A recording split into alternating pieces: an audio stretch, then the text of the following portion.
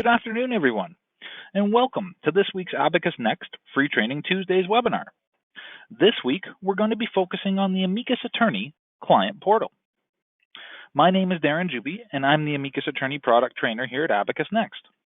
Before we get started, please note that all of your microphones will be muted during our presentation due to time constraints to ensure that we're able to get through all of the information that we are looking to discuss today.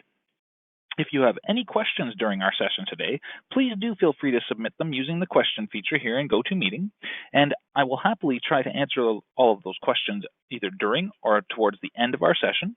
And if time does not permit me to do so, please do include your contact information, and I'll be happy to follow up with you afterwards to provide you with the information that you may be seeking.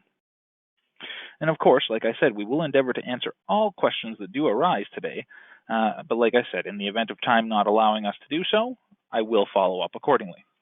So now, without further ado, let us begin taking a look at the Amicus Attorney Client Portal. So just a brief agenda of what we're going to be covering over the next hour here through demonstration and discussion. We're going to talk about and demonstrate sharing information via the Client Portal. We'll talk about and demonstrate enabling the Client Portal, inviting a client to the Client Portal, checking a client's portal status, resending an invitation, further managing a client's portal access, and from there we will segue over into sharing files and items with clients via the Client Portal, how to view a list of items shared to the clients on a file, being appraised of items added to your files by clients, and of course we will finish everything up by demonstrating and discussing how clients will use the Client Portal. So as you can see, we have a lot to cover in our short time together today, so without further ado, let us begin. Now, to begin with, I want to discuss a little bit about sharing information via the Client Portal. The Amicus Attorney Client Portal opens up another layer of collaboration with our clients. This feature gives clients real-time access to select Amicus Matter information through a secure online portal. Firm members who have security permission may grant selected clients access to the Client Portal, to shared files and to shared documents, events, notes, and custom fields on those files. Clients may then log in from their browser whenever they like and from wherever they like and view that shared information. They can even upload new documents, add new notes, and fill in and/or edit information in shared custom fields. If your documents are Amicus managed at your firm, then your clients may check out and check in the current version of a shared document that is accessible in the Client Portal. Those new items will become immediately available to firm members with access to the file, and I can't stress enough the fact that they are immediately available. Clients with billing enabled can share, view, and even pay invoices directly through the Client Portal.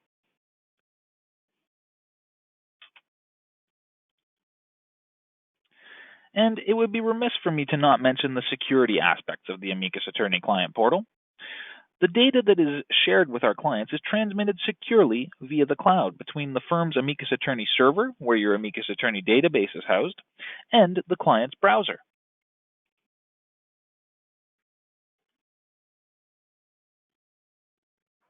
Randall, you should be seeing my screen right now. You should see the Microsoft Azure website up here right now. Please do let me know, everyone, if you guys are not able to see my screen.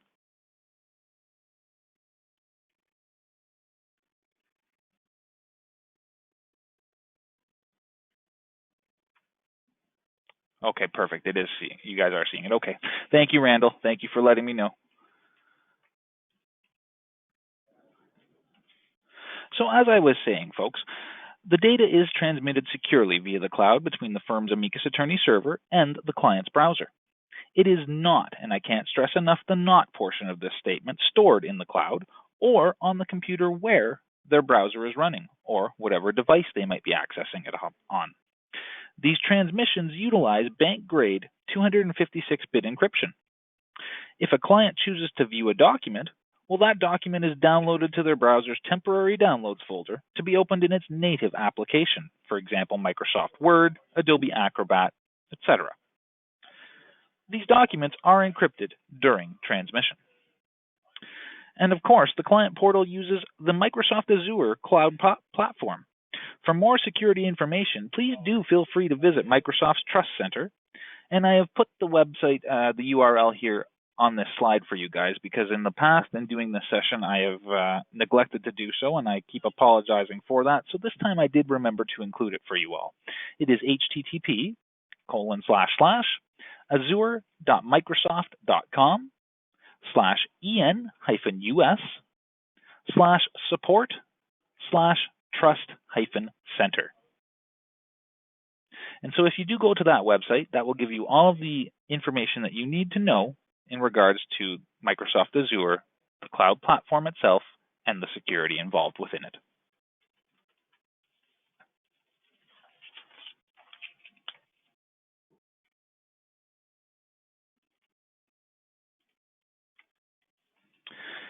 And so now that we've talked a little bit about the client portal itself and the security involved within it, let's first talk about how we go about enabling the client portal. And I'm going to do that together with you all so you can see the workflow involved.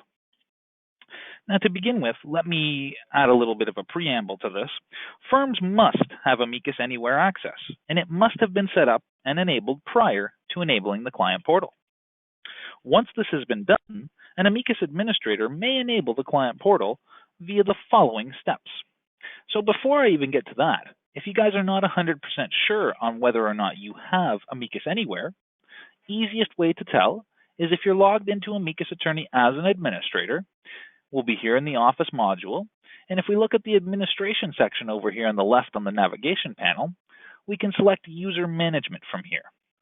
Now, while we're not necessarily going to talk about managing our users at this point, we are going to talk about how we determine what components we've been licensed for within Amicus Attorney.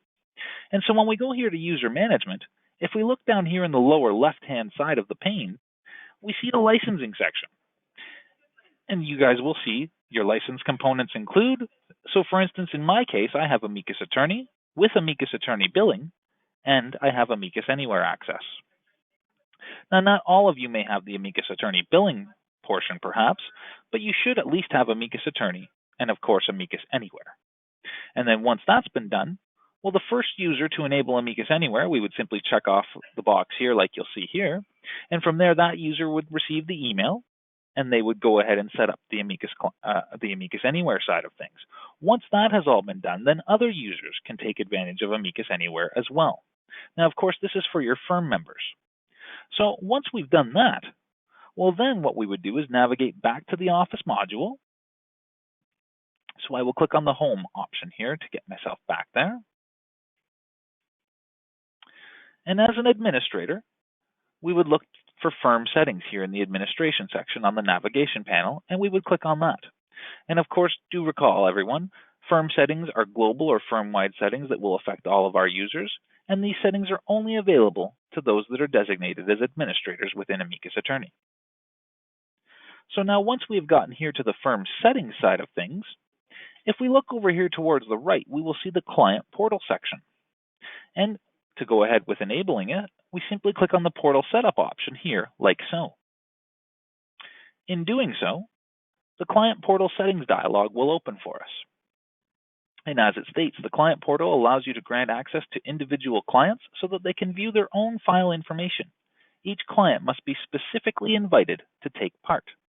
Well, if we want to enable the client portal, we simply do so by checking that box. We make sure that our firm's display name is showing up the way we want it to. We can, of course, change this, but this information is pulled from the Amicus Attorney database based on our firm name. And we can even include a firm logo by checking off this box. And as you can see, no matter what size the image is that we upload, it will be resized to a maximum of 450 by 200 pixels. So if you've got a high resolution image, for instance, you may want to size it to that to begin with to save yourself any grief in it being pixelated or anything along those lines. But I'll quickly show you guys how you can take advantage of this feature. I'll click the upload button here like so. You'll see it asks me to select a picture, so I will go to my pictures folder here, and I do have this cool little Chuck Norris stamp that we can use for this. So I'll simply select this guy, say open, and I can do a preview of how this would appear by clicking the preview button.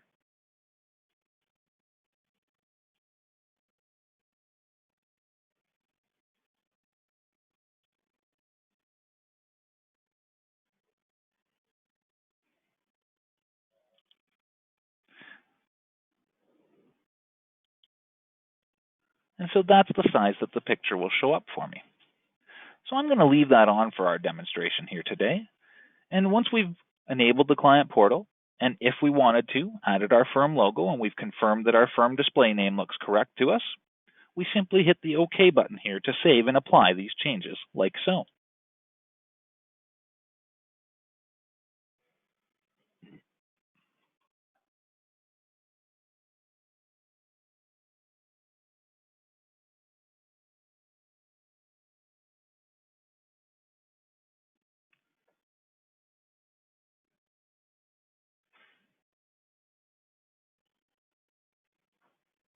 And that's how simple, easy, and quick it is to enable the client portal for use by our clients here in Amicus Attorney. And so now that we've taken care of that side of things, let us now move along to how we would go about inviting a client to access the client portal. So to invite a client to the client portal, we would need to complete the following steps. So let's travel together here now to the People module, where we can take a look at our contacts. And of course, to do so, we can use the navigation panel over here on the left and click on People. We could go to the Go menu and select the People module from here. We could use our keyboard shortcuts of Control plus Shift plus the number 6 to get there. Or I could go down to my system tray icon for Amicus Attorney, right-click upon it, and I could select People from the menu that shows up here. Now, I will use the most common way of navigation that I find through Amicus Attorney, and that is the navigation panel over here on the left. And so I will click on the People module like so. Now, one thing to keep in mind here that I'm going to share with you folks in just a second here is what we need to make sure is present on the contact's record here before we can proceed to invite them to the client portal. So what we want to do here is, like I said, we go to the People module, taking a look at our contacts, and I'm going to select Mr. Aloysius Pendergast here. So I will double click on him to open up his contact record like so.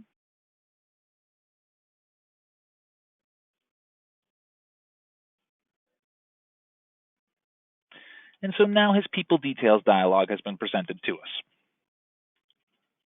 And so what we want to confirm, and we can do so by going to the Basics section here, or we could click on the Edit button on our contact itself here on the contact card. But we want to make sure that there's a primary email address that's been associated to this contact, as that is what we're going to be sending the invitation to. And so if the client's email address is not present, you must add it to the contact card and designate it as their primary email address before proceeding with this. And of course, do keep in mind that there's more than just a reason of having the email address to send the invitation to that's involved with this. That email address is actually going to be what they use as their login, or part of their login credentials, I should say. That will be their username, if you will, and then of course their password is something they'll come up with on their own. So now that we've confirmed all of that, well, if we look here in the lower left of the People Details dialog, you'll see that there's a portal button. And right now it's got a little red circle with a cross through it. So we know, just like looking at that and seeing a no smoking sign, for instance, we know that the portal is not enabled at this point for this particular client. So what we do is we simply click on the portal button like so. This brings up the client portal dialog for us. And so at this point, what we need to do is check off this box right here, allow this contact to access the client portal. And as you'll see, we are prompted with this client will be given secure online access to view their own file information, including shared documents, notes, and more. Click Send Invitation so that they can create their account with a strong password. We'll hit OK on that. And you'll see now that I get a list of all the files on which this particular contact has a client classified role upon them. We can select one or more to share with them in the client portal. And of course, these selections can be changed later if necessary, so I don't necessarily have to grant access to all of the client's files at any one given time. I could simply select one like so, or I could use the Select All or Deselect All button that we see here. So at this point, all we need to do now,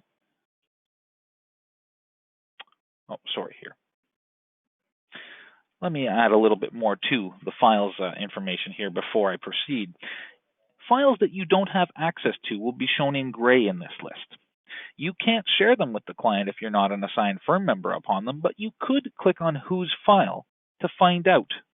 And you'll see there's the Whose File button right down there. You can click on the Whose File button to find out who is the responsible lawyer on these files, as they would be able to share them with the client. Now, if documents in the firm are user managed at your firm, files that don't have a valid default documents path set within the file details are shown in gray and cannot be shared. As well, any closed files or restricted files would not be listed here and therefore not shareable. So my apologies for almost skipping over that little bit of information, folks. So once we've gotten past all of that, we do see the files we have access to here, like I mentioned earlier, and I've selected both of them in this case. And at this point, we now click on the Send Invitation button. This creates an email to our client that will open up in your default email application. Now, I do have Microsoft Outlook open here, so we'll see that here in just a moment. And this email is going to contain a link that will allow the client to set up their portal access and then proceed to log in. And something important to note, folks, the invitation email that is sent will enable only one person, and I stress the only one person portion of that statement, to set up client portal access, even if it was sent to multiple people for whatever reason. Do note that the invitation will expire after 1 week's time.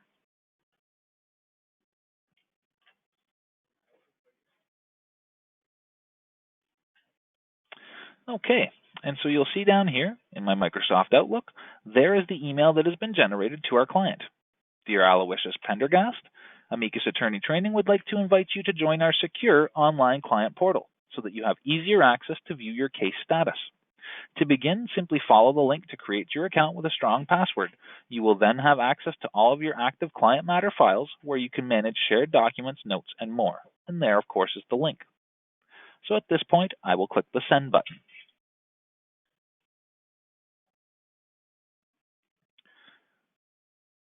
And at this point, I can click OK on this particular dialog here as well.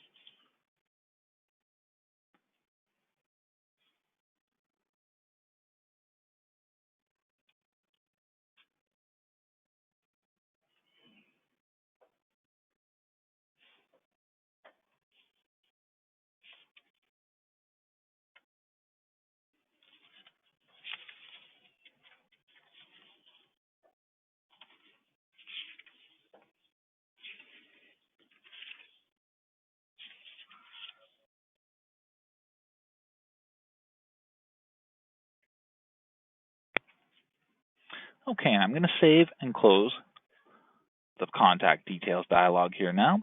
And now let's take a look at what the client sees in their email and how they would go about setting up their access. So here's my client's inbox, and here's the email that I just sent them. And so let's go through this process together, shall we? I'm going to click on the link just like my client would.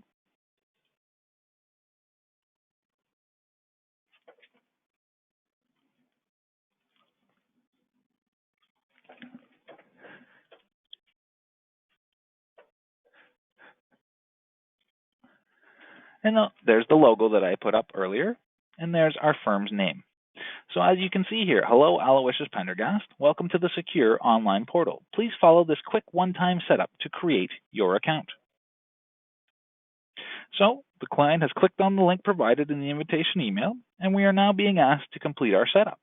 So we'll click Next here. And here, as you can see, the login name will be the client's email address. And so let's give it a strong password. And the strong password, of course, is a combination of both upper and lowercase letters and numbers, along with some punctuation symbols.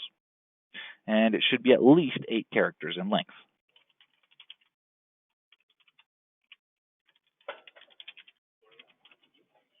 And so I have now created a strong password that meets those requirements. And as you can see, it does indicate that it is indeed a strong password.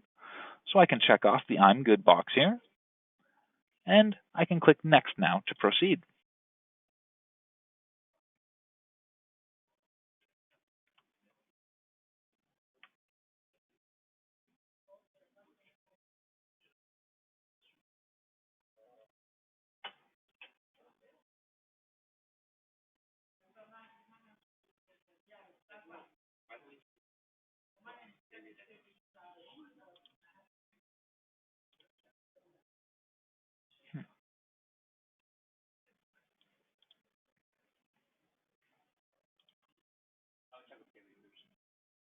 So as you can see, sometimes we do encounter a little bit of a hiccup in the process here.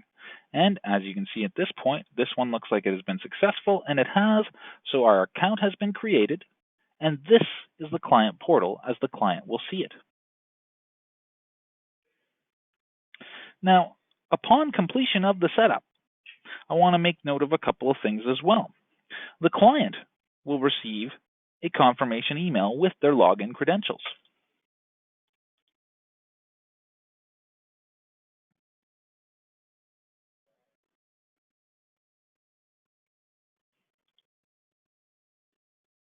Okay, it hasn't arrived just yet.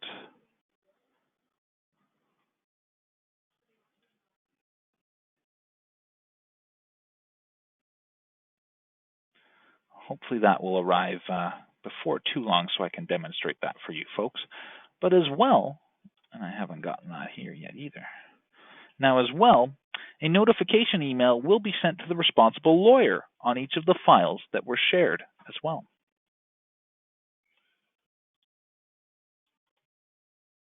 And unfortunately, I have not received those emails yet in either my client's inbox or my own, but as soon as they come in, I will show those for you guys as well.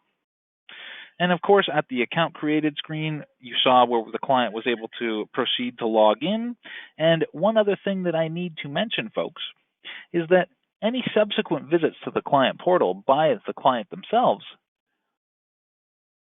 they will use the following URL to get there. Start with the HTTPS, so they know it's a secure site, colon and 2 slashes, www.amicusanywhere.com/portal. So as you can see, it does run off the Amicus Anywhere engine, and adding the portal extension here takes them to the client portal side of things so that they would not be able to log into Amicus Anywhere anyways if they did go to the wrong URL.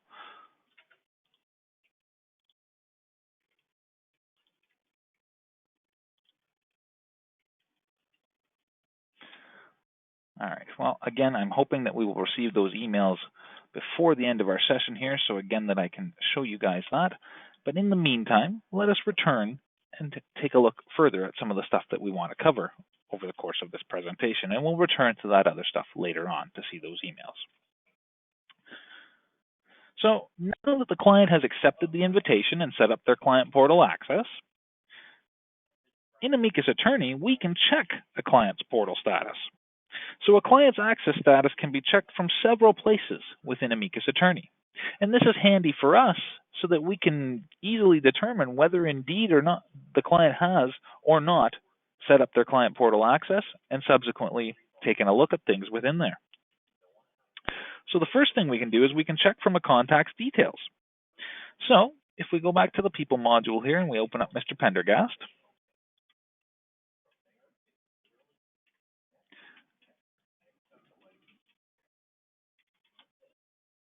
so here in the People Details dialog, what we can do is if we take a look at the Files view, for instance,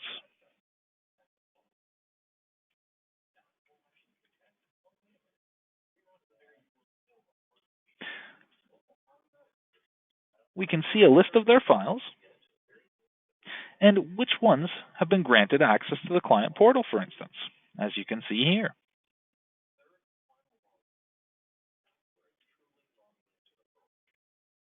As well, we can click on the portal icon here, and of course it opens up our client portal dialog, and here we see an indication of which of their files has been granted portal access.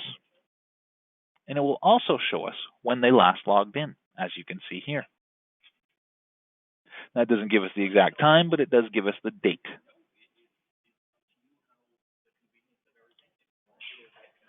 Now, there are other places that we can see this as well, so allow me to show you. We can check from the file side of things as well. So let's go to one of these files. We'll use the Pendergast Estate 891 Riverside Drive file here. Let's open up the file details by double-clicking on it.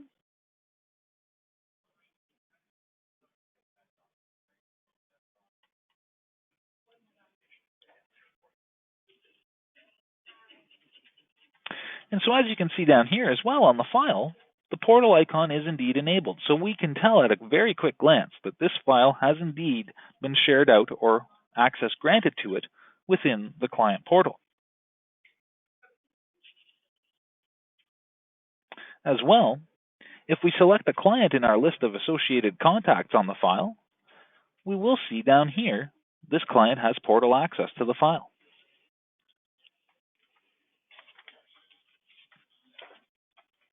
And of course, clicking on the portal icon itself brings up the client portal dialog, as you can see here, and it indicates which of the clients on the file, or the contacts on the file, if you will, has been granted portal access to that particular file. And of course, I could double-click on Mr. Pendergast here in the list. And as you can see, that will open up that client portal dialog that we were able to access from the contact or the people details side of things.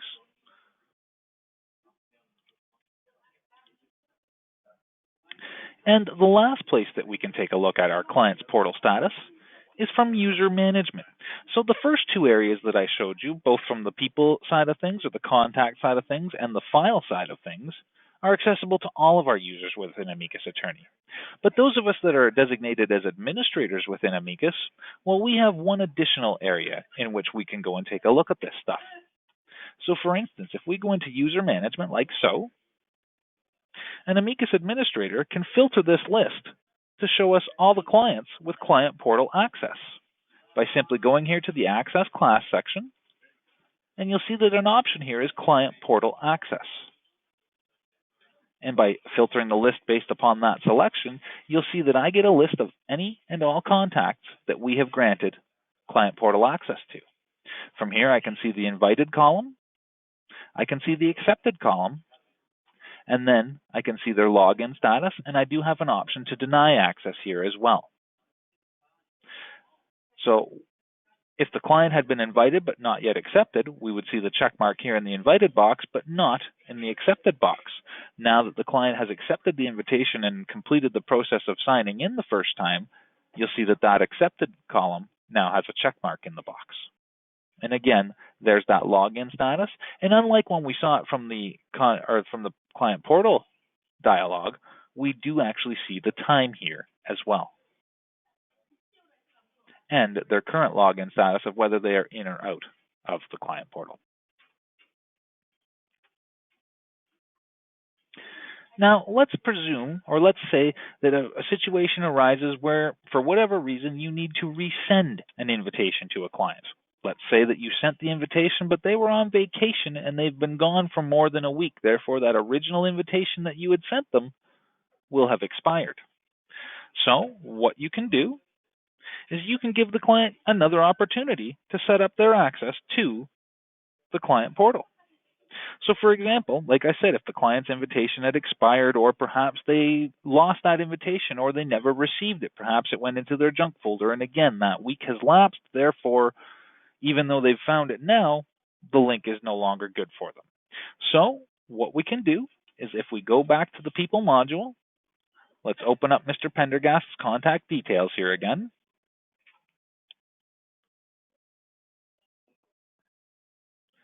We can click on the portal button.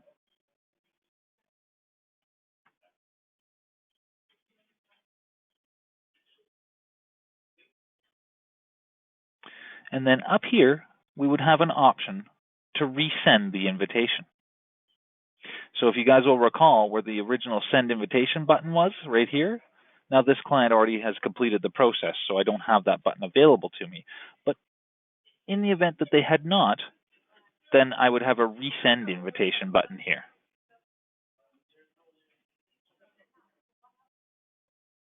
And upon clicking on that, it would create another email to the client like I showed you guys earlier, and then we would simply click send on that email to send it over. And of course, the resend invitation button will remain available until the client has set up their client portal account. And therefore, that is why we do not see this here now, because in our case, or our example, if you will, we've already completed that process. Now, let's talk a little bit about further managing a client's portal access. So if necessary, you can change a client's login name to incorporate a different primary email address or disable their portal access completely. So for instance, if you wanted to change the client's primary email address,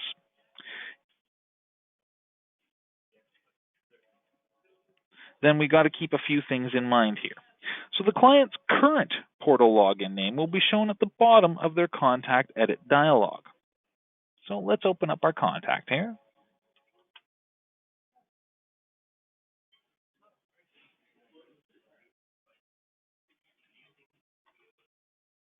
And we see that right there.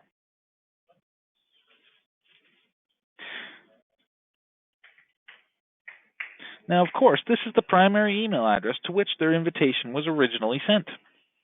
So if we go and change a client's primary email address here in their contact details, it will not affect their existing client portal login credentials.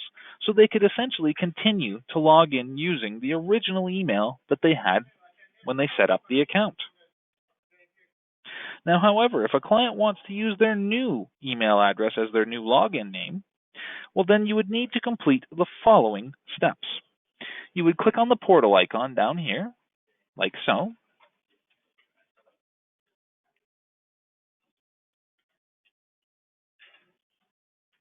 And you would want to take note of which files have been shared at this point.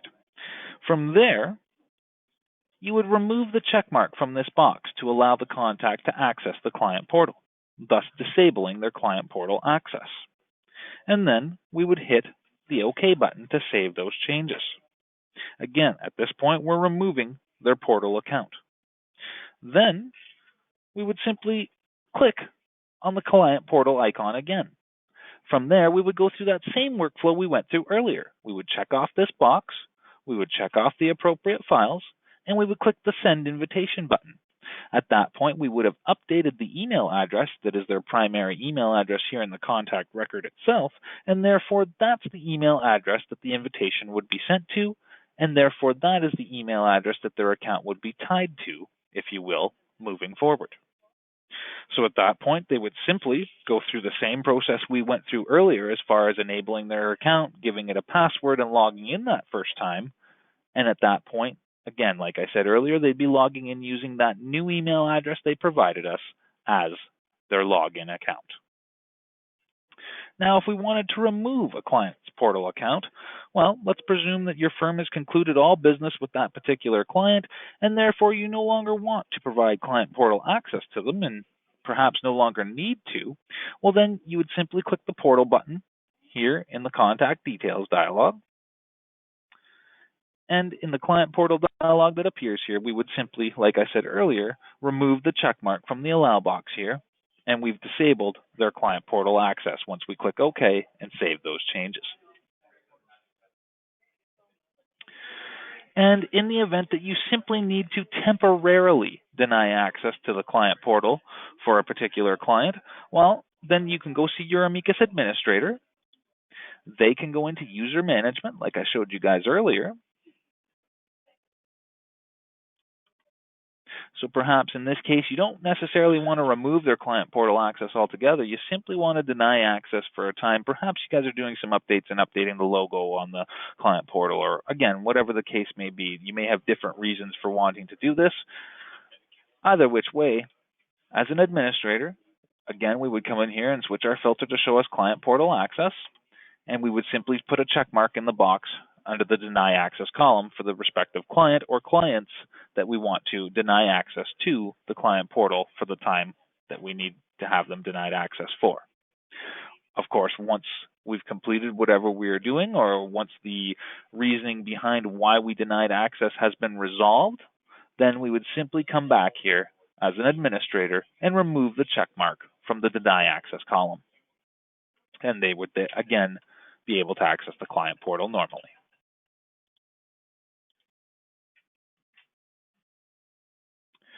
So that's a little bit of the management side of things for clients. So now I want to talk about and demonstrate how we go about sharing files and items with our clients. We've already shared the file itself, but what about the other items on those files? So the client portal can provide clients with access to particular files, invoices, and to shared documents, notes, events, and custom fields on those files. So to share files to a client, well, we already went through that, how we would go through from the contact, and we would select the portal button, of course. And then from here, we can select the files that we want shared through the client portal. And like I mentioned earlier, only open, non-restricted files are listed here. And a prompt would give you the opportunity of notifying the client by email. Or we can simply clear all the files from here to stop sharing with the client. So if we were to add another file, for instance, so let's say that I did not have both these files selected initially, upon me selecting that second file, I would get a prompt and be offered the opportunity to send an email to the client to advise them that, hey, we've added another file to the client portal for you. And then, like I said,